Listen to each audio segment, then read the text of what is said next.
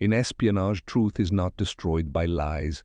It is destroyed by silence. Silence is the space where decisions are made without witnesses, where nations act without signatures, where men disappear not because they were weak, but because they knew too much. In the winter of 1977, silence settled heavily over Geneva, a city built on diplomacy, neutrality, and secrets that pretended to be benign. Snow softened the streets, muffled footsteps, erased urgency. To the outside world, it was another calm European season. To intelligence services, it was something else entirely. Geneva was a listening post, a corridor, a place where enemies passed each other in hotel lobbies without recognition or pretended not to. And somewhere inside that quiet city, a man carrying the future of Soviet science was already marked for erasure.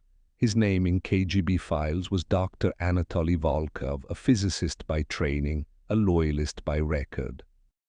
A liability by reality. Volkov was not a spy, that was the problem. He was a scientist embedded deep inside a classified Soviet research program tied to weapons miniaturization and delivery systems, technology that could quietly tilt the balance of power without firing a single missile. His mind was precise, disciplined, and dangerously curious. He asked questions others learned to suppress. And in the Cold War, curiosity was treason waiting to happen. The KGB had sent him to Geneva under the safest possible cover, an academic exchange, a physics symposium, neutral ground. What Moscow didn't fully grasp was that Volkov had already crossed an invisible line, not by defecting, not by selling secrets, but by considering it. That consideration was enough. Thousands of kilometers away, inside a windowless office in Tel Aviv, a thin folder lay open on a steel desk. No labels, no insignia, just a typed line at the top of the page. This was not a Mossad assassination file. Not yet. It was worse. It was an evaluation. The man reading it was known only as Handler 914, a veteran case officer whose career had been built not on executions but on prevention. He believed the most effective operation was the one no one ever learned about. He read slowly, carefully. Volkov's research intersected with Israeli threat assessments in ways that were inconvenient. Soviet assistance to hostile states in the Middle East was accelerating. Technology, once theoretical, was now portable, controllable, exportable. If Volkov defected to the West, or worse, to another buyer, the damage would be incalculable. If he stayed loyal, the damage would continue quietly. Handler 914 closed the folder and said nothing. Silence again. Mossad did not hunt scientists. They hunted consequences. And consequences, once identified, were handled with discipline, not emotion. A decision was made without ceremony, not to recruit Volkov, not to warn him, not to pressure him, to erase him. But erasure required deniability, and deniability required elegance. Back in Geneva, Volkov lived a life of routine precision. He attended lectures. He drank coffee at the same cafe each morning. He walked the same path along Lake Geneva every evening, notebook tucked under his arm. He believed predictability was safety.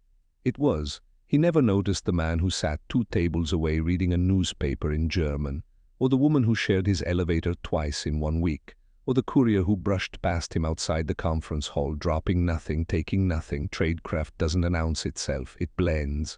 By the time Volkov began to feel watched, the operation had already moved beyond surveillance. Inside a Mossad safe apartment across the French border, a small team assembled, no more than 4, each one selected not for aggression but restraint. This was not an operation that required bullets, it required patience. A medical specialist reviewed toxicology tables, a logistics officer examined travel manifests. Handler 914 listened more than he spoke. The method had already been chosen, something small, something ordinary, something forgettable. An object that crossed borders without inspection, an object that implied nothing, an object that could kill without violence. On the morning of December 14th, Volkov received a gift. It came anonymously, left at the concierge desk of his hotel with a simple handwritten note, a small Swiss courtesy, safe travels.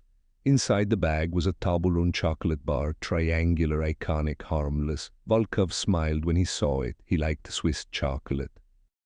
He placed it inside his coat pocket and forgot about it. That was the moment the operation entered its final phase. What Volkov didn't know was that the KGB had already begun to doubt him. Intercepts suggested ideological drift, a change in tone, questions that bordered on ambition. A silent internal review was underway in Moscow. If Mossad acted too late, the KGB would handle Volkov themselves loudly, messily, and with consequences Israel could not control. Time was compressing. Silence was narrowing. That night in a secure listening room, an encrypted signal was intercepted by a third party. A routine transmission, but something in its pattern was off. A courier failed to check in. A code word was delayed by 12 minutes. A confirmation signal never arrived. In intelligence work, anomalies are never coincidences. Handler 914 stared at the transcript as the implications settled in. Someone else was moving. And in the shadows of Geneva, 3 intelligence services were now unknowingly converging on the same man, for different reasons, with different methods, and only one outcome. Volkov would not leave Switzerland alive. The only question left was who would control the silence afterward. Every intelligence operation lives 2 lives. One is visible, routine, harmless, forgettable. The other exists beneath it, coded, deliberate, lethal. Dr. Anatoly Volkov lived both, even if he only recognized one. By day he was a visiting Soviet academic, punctual and polite, presenting papers that revealed nothing and hinted at more. He spoke carefully, choosing words that neither promised allegiance nor betrayed doubt. His colleagues saw him as reserved, neutral, safe. By night he became something else. A man who reread the same notebook pages repeatedly. A man who checked hotel locks twice. A man who listened for footsteps that never came and feared them more than the ones that did. The Cold War taught men like Volkov a simple rule: if you feel watched, you already are. The Mossad team did not rush. Rushing was for amateurs. From their perspective, Volkov was already dead. The only remaining task was to ensure that his death solved more problems than it created. The Toblerone was not a weapon. It was a delivery system. Inside the chocolate, embedded with molecular precision, was a compound designed to activate slowly, unpredictably, and without obvious external trauma.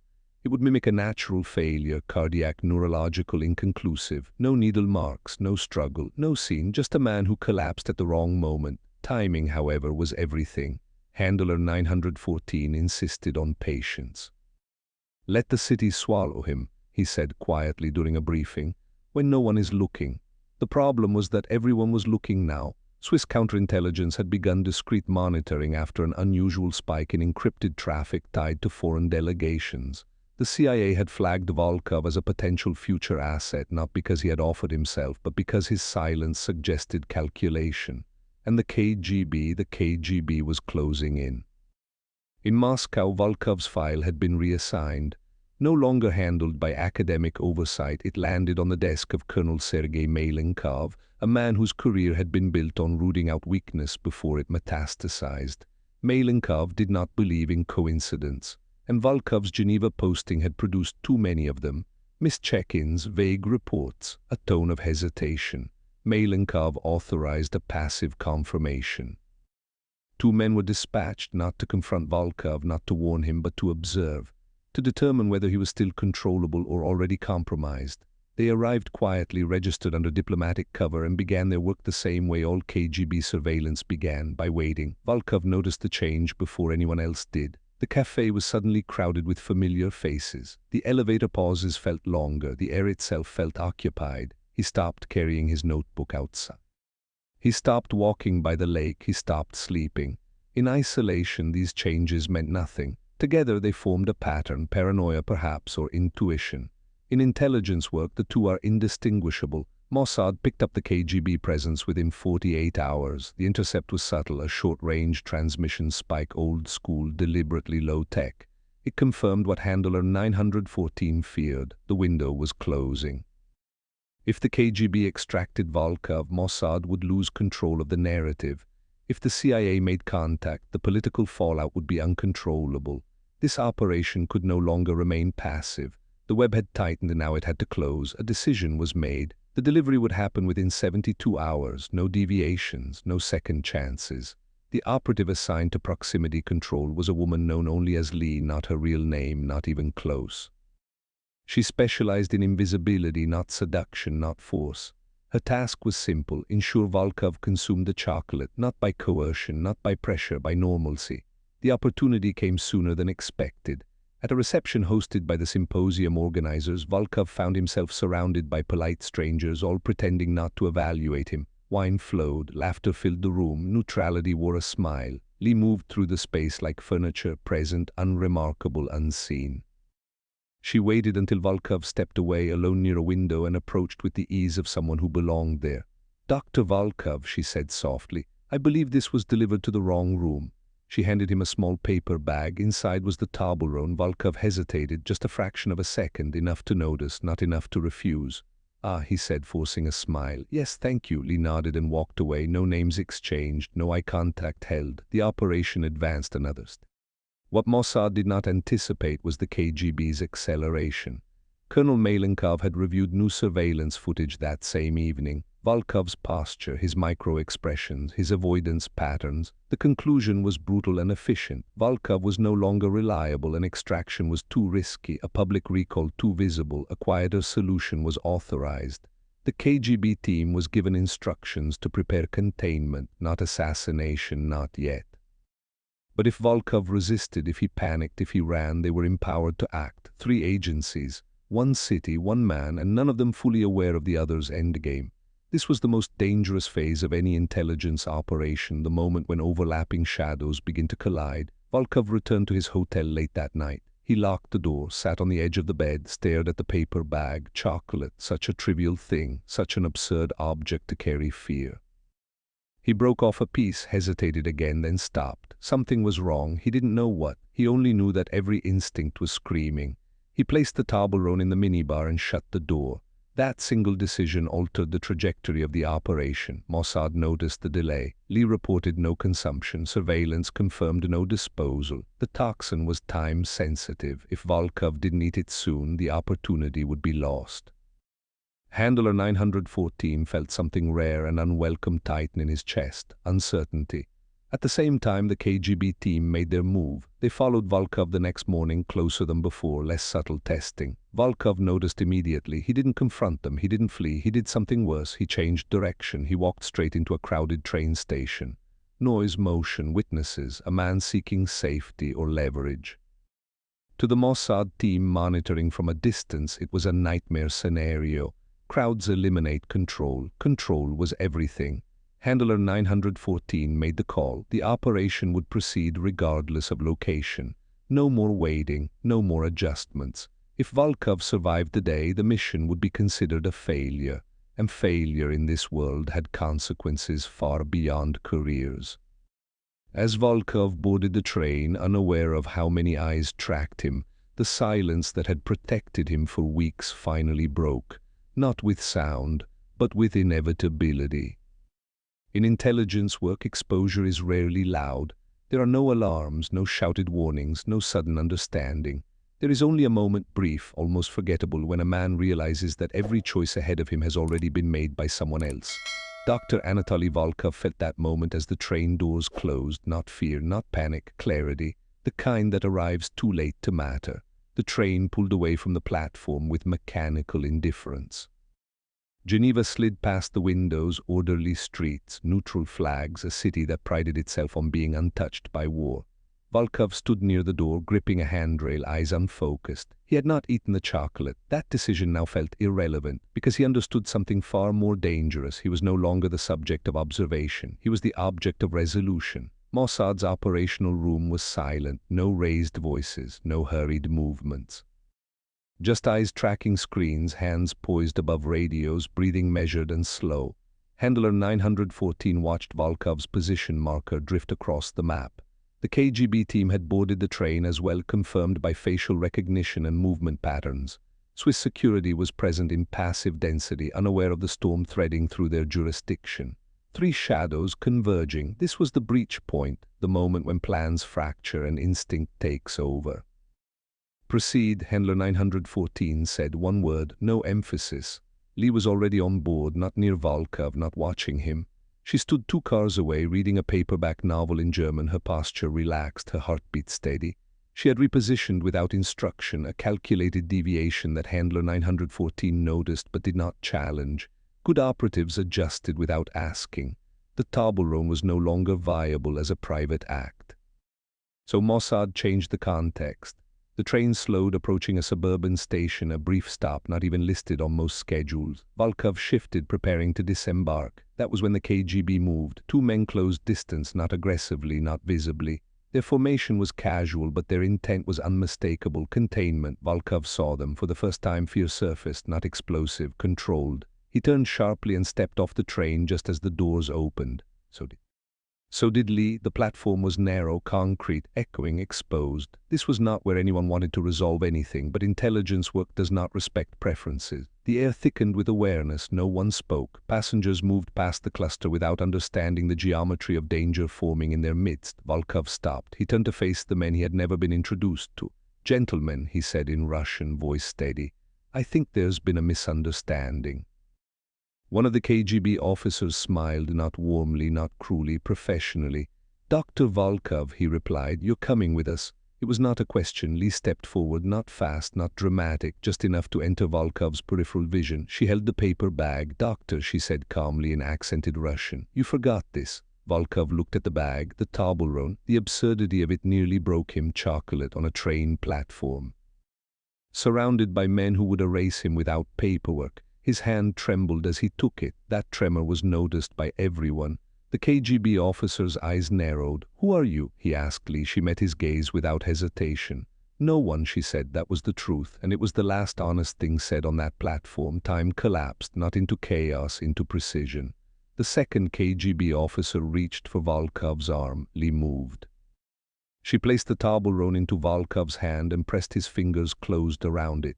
"Eat," she whispered. "Now." He hesitated a fraction of a second, enough to feel the weight of inevitability. Volkov understood, not the chemistry, not the operation, but the choice. KGB containment meant Moscow. Moscow meant interrogation. Interrogation meant disappearance. This, whatever this was, offered silence. He broke off a piece and put it into his mouth. The KGB officer lunged, too late.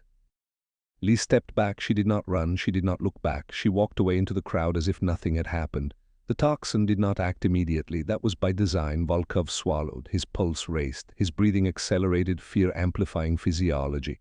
The KGB officers tightened their grip. "Doctor," one of them said, sensing something wrong. Volkov tried to speak. His words failed. Not pain, not choking, disorientation. His vision blurred. The world tilted. His legs weakened.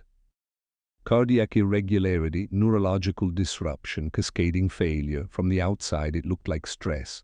From the inside, it felt like falling inward. Volkov collapsed hard. The sound drew attention at last. Passengers shouted. Someone called for help. One of the KGB officers knelt, feigning concern, already calculating next steps. Swiss paramedics arrived within minutes. Professional, efficient, neutral. They checked vitals. There was no pulse.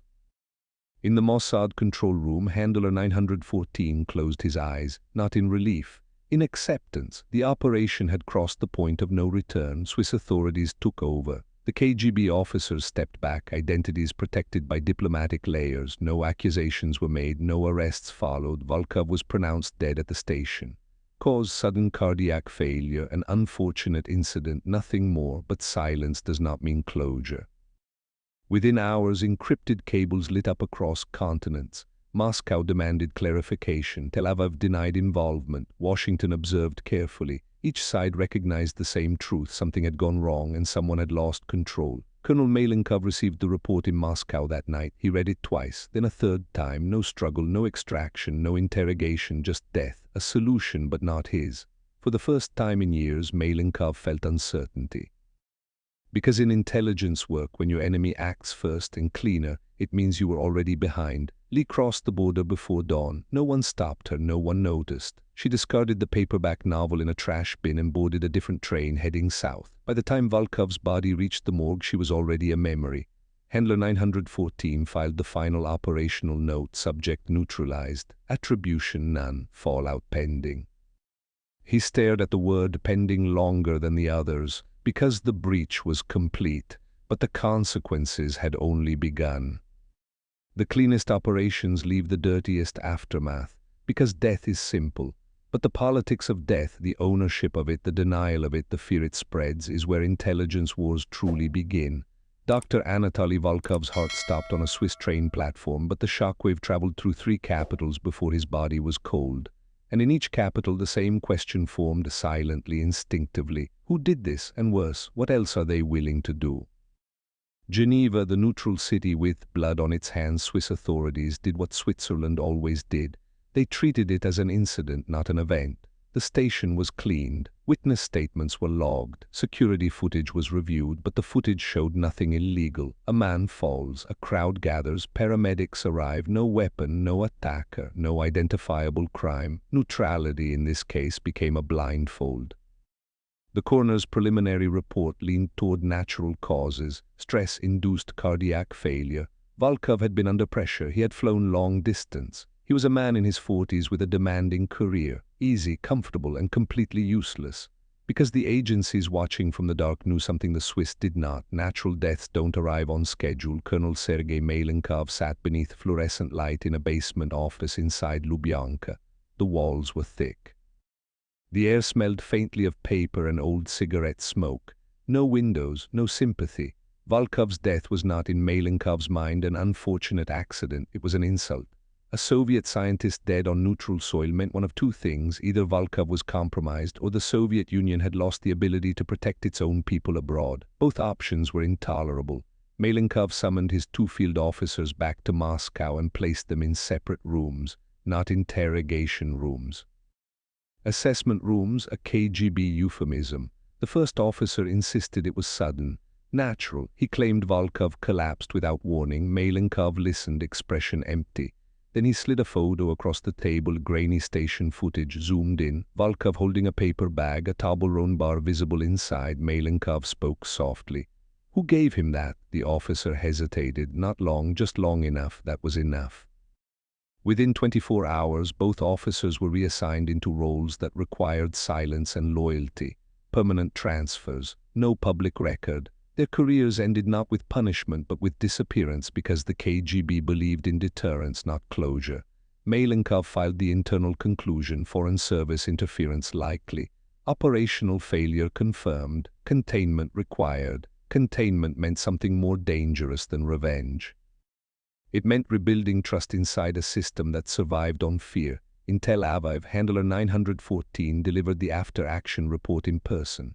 No digital transmission, no risk. A folder was placed on a conference table in a secure room where the walls were designed to absorb sound. 3 men read the report without emotion. Then one asked the only question that mattered: was he alone? Handler 914 answered carefully. He wasn't a lone wolf, he was a node. He could become a root. A second man leaned back. "So why kill him?" Handler 914 did not flinch. "Because recruitment creates fingerprints, death creates fog." Silence hung in the room, heavy and sharp. Then the third man, older, colder, said what none of them wanted to admit: "You didn't kill a scientist, you killed a future." It wasn't accusation, it was reality. Volkov was not a terrorist, not a mastermind, not a battlefield enemy. He was a human being with knowledge. Mossad had acted not out of hatred, but out of calculation. And calculation, when exposed, becomes its own moral crime. Handler 914 left the room knowing the truth no one said aloud. He would be praised by no one and watched by everyone, because in intelligence work success is never clean. It is merely quiet. Across the Atlantic, the CIA's Europe desk received the news through its own channels, not the Swiss report. Not the Soviet outrage, their own surveillance logs. Volkov had been flagged as a watch asset. A potential source not yet approached, not yet evaluated, an opportunity waiting for the right moment, and now the opportunity was a body on a metal table. At Langley, one analyst said the words that hardened the room: "This wasn't an accident." "How do you know?" another asked. The analyst tapped the timeline. "Because the KGB were present, because someone else was present too. And because he died before either side could extract him." A pause. Then the director's representative spoke. "So who moved first?" No one answered, because everyone already had the same thought. Mossad. It fit the pattern: minimal noise, maximum control. And if it was Mossad, then the Americans weren't just observers. They were being reminded of something uncomfortable. In the shadow war, Israel didn't always ask permission. It didn't always wait. It simply acted.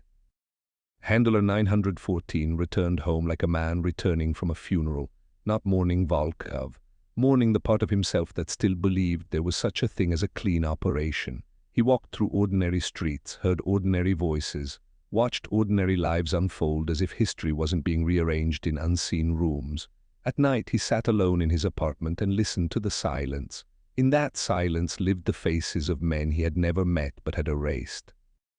In the intelligence world, people often speak about loyalty as if it is love. It is. Loyalty is discipline, and discipline is what remains when morality is no longer useful. His phone rang, he answered. A voice calm, official, delivered a single line, "Do not contact Lee again." Handler 914 stared at the wall. "She did her job," he said. "That's why she is now a liability," the voice replied. Click. Lee, the operative who delivered the final piece, would now be erased from internal awareness. No reunions, no acknowledgements, no medals. That was the payment, not death. Isolation. Colonel Malenkov did not sleep. He began tracing the operation backwards, not by evidence but by logic. Foreign services could have poisoned Volkov, yes. But why chocolate? Why so absurd? Why so theatrical in its normality? Because the method was designed to do two things: kill without proving murder. Send a message without speaking.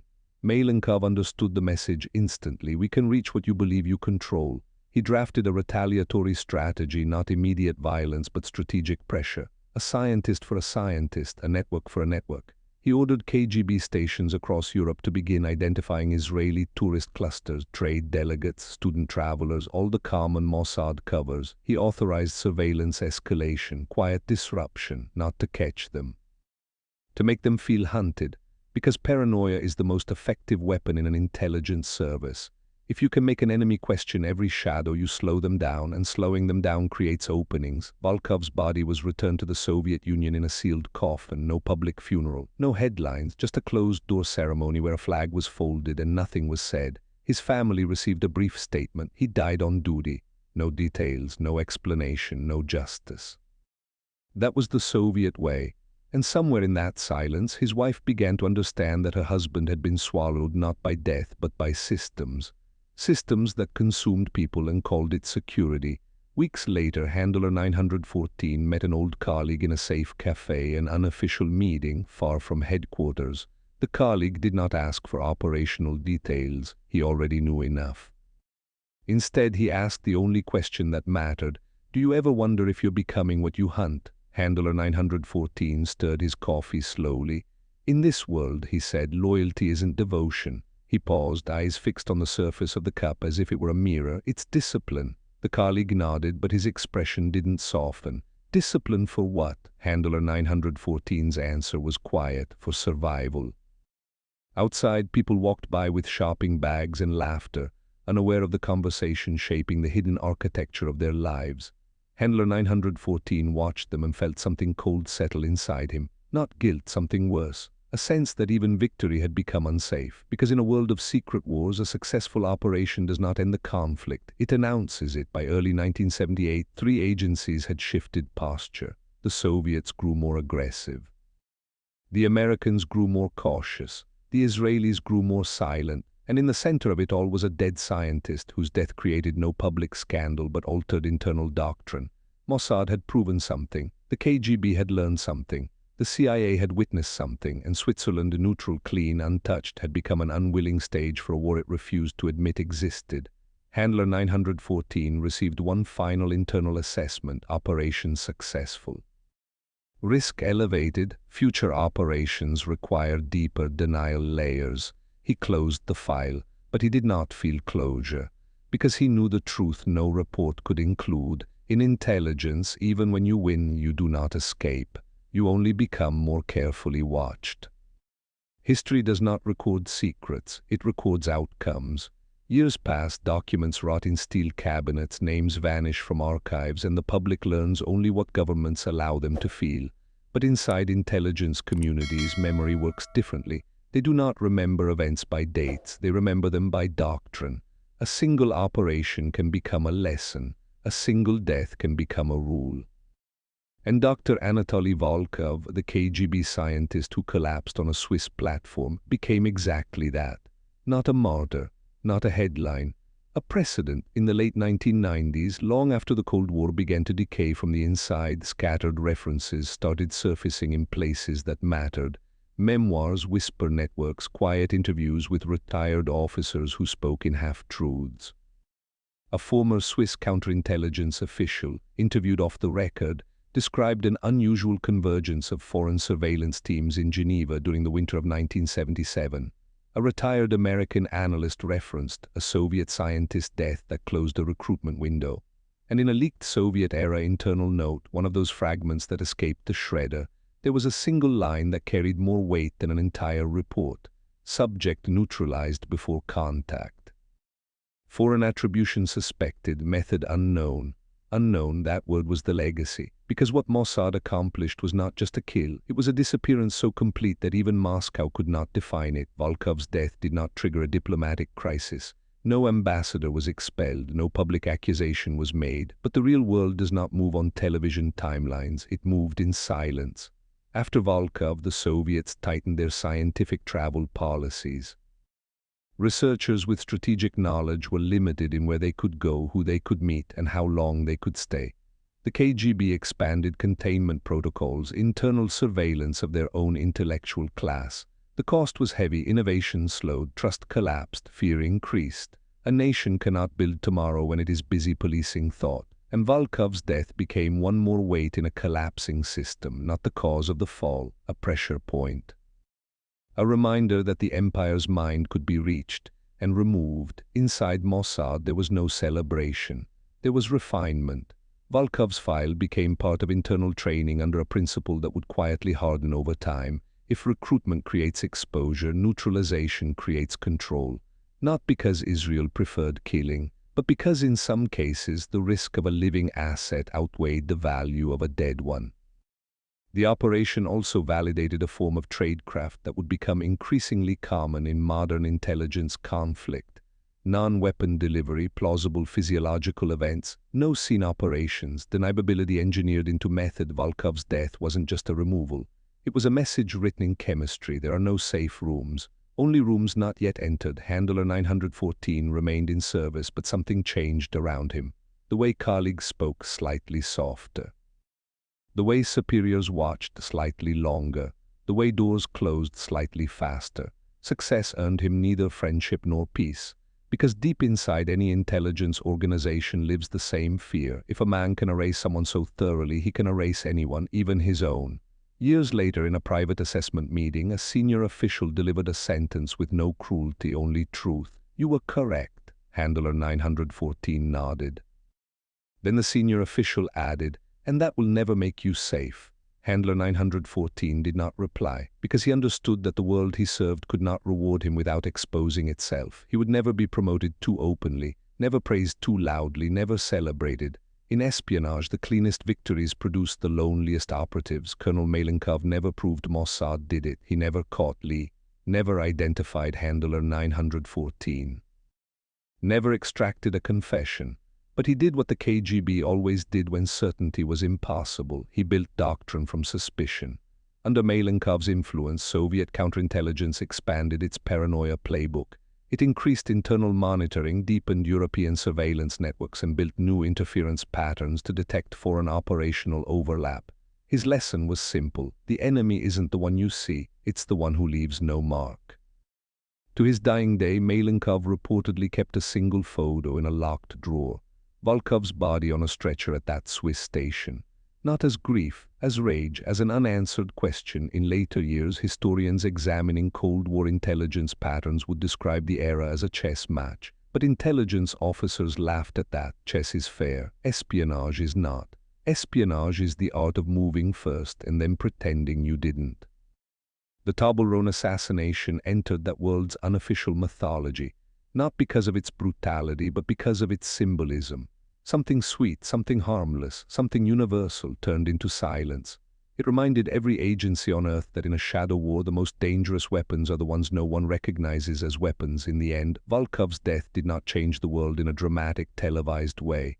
It changed it in the way intelligence always changes things, quietly. Permanently, without consent, a scientist vanished, a doctrine sharpened, a rival escalated, and a city built on neutrality became an unknowing witness to war. Because empires rarely fall from force alone. They fall from the invisible erosion of trust, the slow collapse of certainty, the silence of those who see too much. And somewhere in the background of history the file remains, no signatures, no confession, no proof. Just a single truth that every intelligence service understands in its bones.